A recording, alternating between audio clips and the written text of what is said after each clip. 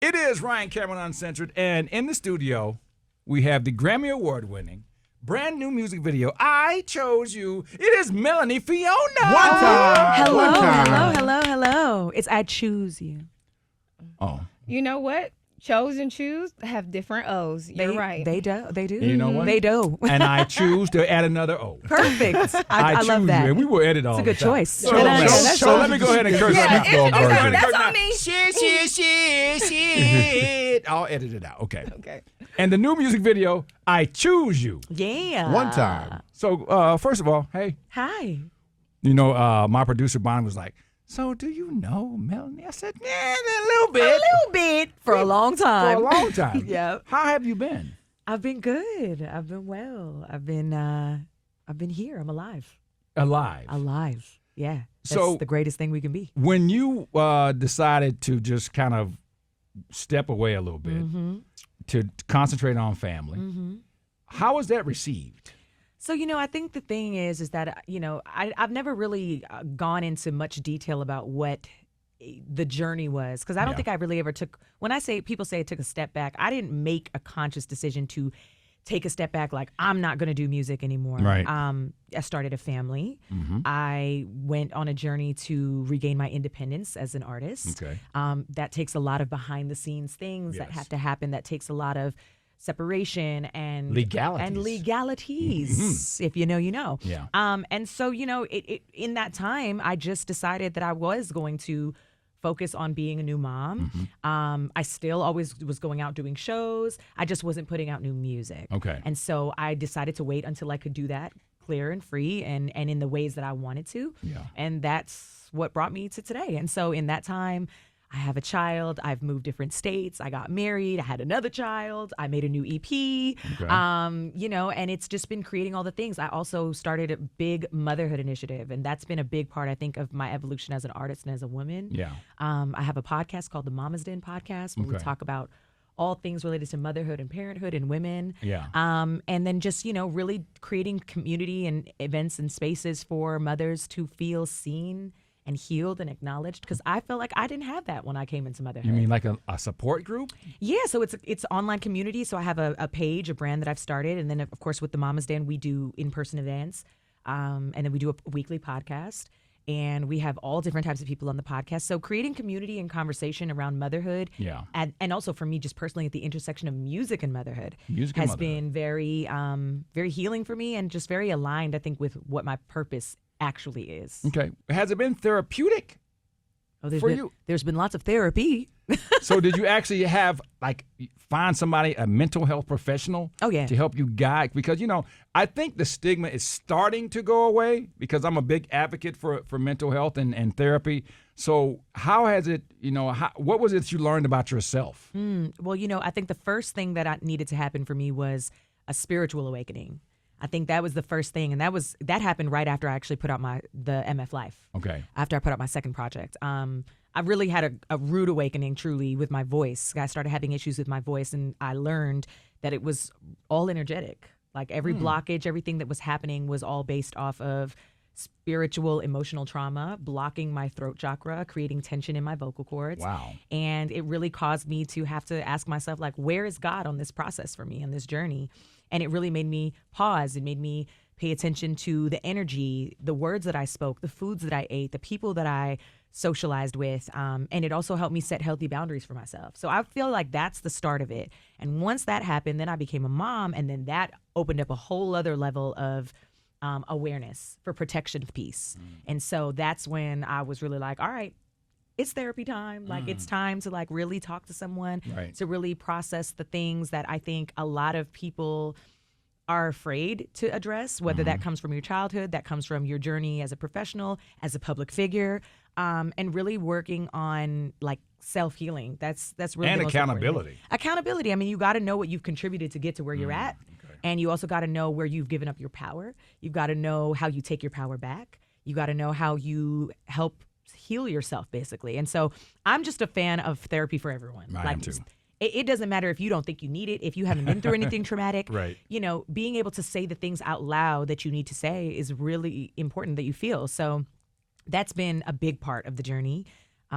Healing. I'm a healer, and healers need healing. At what point did you feel that you found a peace? Because I was listening to an interview and you was talking about the elephants. Oh, I loved it. thank you. Explain. So I think what's really important for anybody is to always identify a place of extreme joy where you feel the most activated, the most lit up. This was actually before I had children. I went to Thailand and I rode an elephant in Thailand in the jungle. And it wasn't like an elephant like like the circus. Right. They do these like shows that are very produced. This was in the jungle. We rode through down into a Thai river and I bathed this elephant. And this elephant, I was laughing out loud as I was bathing this elephant like a 4-year-old little girl. Right. Like I heard myself giggling and I was like, I just remember feeling so lit up. And so I always use that as a moment of mental focus every time I need a place to go back to that brings me extreme joy. That was like a mantra and a practice for even going into childbirth and raising children and all of it. So remembering and I think identifying those special moments in our lives is a source of healing. So yeah, the elephants in Thailand, his name was Burro. He was so sweet. He was splashing me with water and letting me feed him bananas, and his mom was right there, and it was just very beautiful. Just an unforgettable like core memory for me. We're talking about the new music video, I Choose You. Melanie Fiona is in the building, and we got lots of questions. Yes, we do. Now, Melanie, I always tell, okay, first of all, let me say I'm with veterans, like radio veterans. So they've met everybody, but I haven't got to meet people that I may have listened to their music and like grew up listening to them. And then you mentioned that people felt like you went dark. Yeah. And so I was in that group of people where it's like, oh, dang, what did happen to Melanie? But you were still putting out music nonetheless. So as an artist, how were you able to, of course, you're a mom, you're speaking about doing other initiatives, but still tying in that music and purpose and momhood? I think it's about recognizing the imbalance of balance. There's a time you can show up in certain areas, and when you show up in one area, another area gives. I'm very open with my life, I think, in a place of people know they know I'm a mother, they know I love music. And I think what I've done to try to make that work for myself is just be myself. I've never wanted to be anything else. So, carrying on a persona or hiding a certain part of my life, like I think I attribute a lot of it to being transparent, being vulnerable through the music and through motherhood, but also I attribute it to the supporters and the fans. Like people grew with me as a person. They didn't just stick with me because when was the last time you put out an album or a song? Like the fact that it's been so many years since my last project. Now I'm putting out new music and the fans are still there. They still show up. They still sell out the shows when I come. So it's a beautiful testament, I think, to authenticity and just staying the course and not succumbing to the pressures of what people want you to be or who they want you to be. I've always wanted to be human first, and I've made that very clear, and I've set boundaries for myself for that. So I just got to shout out the fans and the supporters because they're the ones who keep showing up. They're the ones that keep asking and gave me the encouragement to just keep putting out music and to keep going, but at my own pace. Like everyone was like, whenever you're ready, girl. Like nobody was like, oh, girl, it's too long. Like everybody's like, whenever you're ready, girl. We Like they love doing the kids. Rihanna right now? Yeah, they're not doing Rihanna on you. But I think Drop the album. But you know what though? I think that people, it's like people will expect what they think they can of you. With Rihanna, she has been known to put out album after album after album after album. She was gone. So you've gotten people conditioned to being that. Now she's like, I'm putting out baby after baby, and you don't have to wait because it's on my terms now. Yeah. Right. And I think that people will look at her as a human now, because she's showing herself as a human, and she's like, hey, like I love motherhood. I'm in no rush to I'm not a please you machine. guys. Yeah. I'm doing this for me. How much is transparency too much as a artist and putting it on, maybe social media or just out there for people to know? I mean, there is too much. Sometimes, I don't need to see certain crevices of your body. That's my personal belief. Yeah. And we've seen that in certain ways. And I'm just like, hey, like, do you what you got to do, and I'm gonna just do me. Right. And I'm gonna do what makes sense for me. So, I think I personally think that when it comes to vulnerability and transparency, I think speaking your truth is never a bad thing. I think as long as it's your truth. When you're doing it for clout, when you're doing it for cap, when you're doing it for likes and views and clicks, now there's a window where that's going to come back and it can turn around on you. You know what I mean? So I feel like if you're living in your truth, nobody can use that against you. So just living your truth. What is the new project called? Say yes. And explain that. Say yes. We hear a lot about people saying no. Right. Say no, set your boundaries, blah, blah. I've done a lot of saying no. I had to do that for the last few years of my life in order to be able to give myself permission to say yes. Everything wonderful, magnificent, extraordinary I've done in my life has come from saying yes. Saying yes to the love I want, saying yes to the life I want, saying yes to overcoming fear, saying yes to allowing myself to grow and evolve. Like, I think that that's something that I just want more than the music too, is that I want to encourage people to have a mindset of say yes. It's just beautiful on the other side of say Right. yes, when you can affirm something in your life. And so it's a 6-song EP. The songs are about love in really positive ways, in really real ways. I think there's a lot of pressure when you're an artist that's had success in one particular genre or subject matter. I've done the It Kills Me, I've done the 4 a.m.s, I've done the Wrong Side of a Love songs. I don't need to replicate that again. Okay. I've already done it. So when I think about myself as a human being and as an artist and a performer on stage, what is the story that I want to tell? And like I said, my life is on display. So people know who I'm married to. They know how many children I got. They know what it is.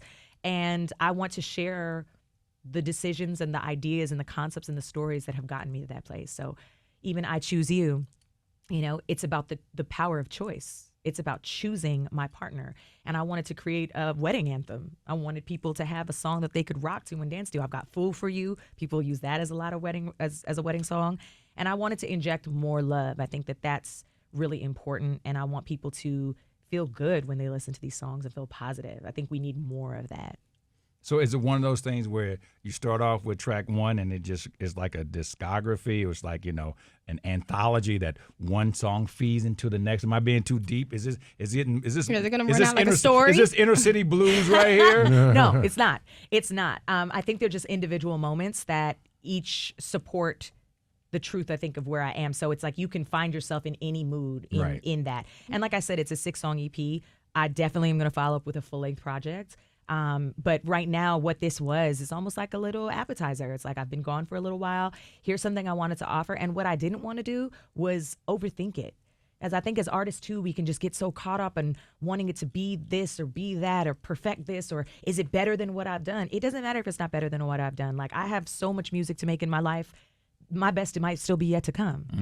So I just think the thing that I've had to learn is to not be so super precious with the art. Like, don't doubt, trust, say yes, put it out, and those who will love it and need it will find it and they'll love it. So, I'm not even overthinking it. I'm just like, say yes, put it out. So, they say comparison is a thief of joy. Absolutely. Being that you had stepped away for a while, when you looked around and saw all the things that people were doing, how did you not compare to other people? I just don't. I'm not them. They're not me. And to me, I've always felt that there's room for everybody to be an individual. We talk about that in every other regard outside of music. But in music, we feel like there's only one spot and there's only this and you got to do that. And I just don't subscribe to it. I think what's happened in the space of music with streaming and the internet is that you can find your niche audience. You can find the people that support you. And those people don't need to be 10 million people. It can be 1,000 amazing people who support what you do. Right. And that gives you a great living. So it's like, I think for me is that I've just never felt in competition with anybody outside of myself, just wanting to be better, wanting to be healthier, wanting to continue to push myself to show up for myself. Right. If I feel like I still have more to offer, it's my job to myself to do that. And so I think I've just watched, I've celebrated, I've loved seeing the evolution of amazing R&B artists. I've loved enjoying being a fan, to be honest, on the other side and not just being so caught up. And then also, too, the love and the respect that I get from my peers in the industry. Nobody's being like, hey, girl, what you doing? They're like, when are we getting it? Yeah, but when are we getting a collaboration? Who do you have? Do you have any on your EP or coming forward? Or who do you want to collaborate with? Oh, man. In my head, I'm like, Melanie Fiona with. Yeah, I mean, honestly, so the EP is a surprise. Oh, okay. Surprise. Oh, come on, No, man. it's a surprise. Okay, is it a girly? Are we going to get a girly? Or are we going to A get. love ballad. Yes, what's up? Keep it in a Give secret. us something. I gotta keep a secret, but I will say this. Somebody who like I've always wanted to collaborate with Miguel. I've always wanted to collaborate. I really love Leon Thomas. Okay. I just love singers, just R&B artists. It's just anybody. Like I don't really have a that's the beauty of art. It's like we don't have to limit ourselves. You don't. You know what I mean? That's like, why I'm like, who's it gonna be? I say you. Who is it? I say you collab with Ryan Cameron because you know he I can was sing. like, RC, are you on the EP? You know what? Put me in there. Put me in, coach. Give me an interlude. You got know it. what I'm saying? I'll take an interlude's interlude. great. Give me an interlude. I got you. I got the independent budget for you, so don't be Yes. charging me no crazy fees. You go way back. So if there was a tour and you Yes. had to pick, 3 or 4 to go out with, who would you put on there? Oh, I would go out with Jasmine Sullivan in a heartbeat. Okay. yes. That's definitely one of my dream collaborations. That would be beautiful. On and off stage. That's one. In the studio. I would love to tour with. I would love to tour with Miguel. I Okay. really do. He's just one of my favorite artists, I think, in general. And then, who else would I love to tour with? Jasmine Sullivan, Miguel. I'm Melanie gonna Fiona, throw a and- wild card out. It's Okay. it's Come not on. gonna be one that people are expecting. Come on. Ryan Leslie.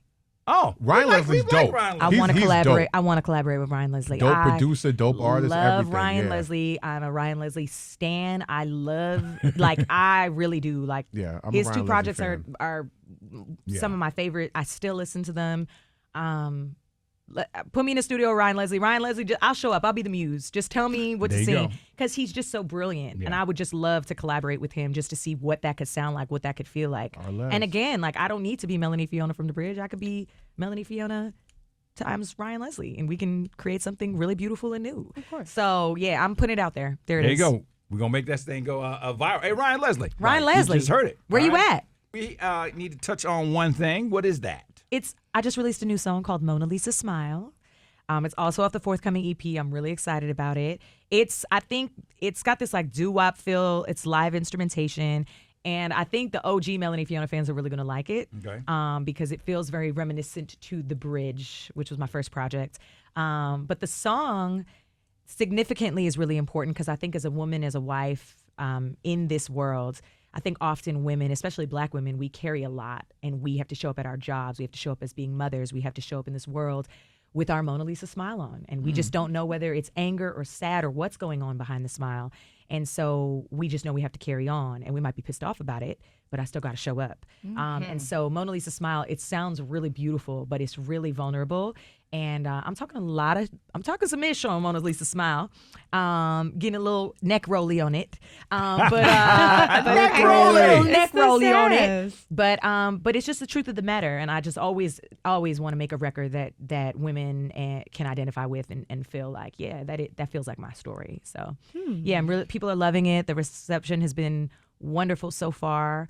And I'm just really excited about that. I'm excited to perform it too. Well, you know they said it's all in the eyes.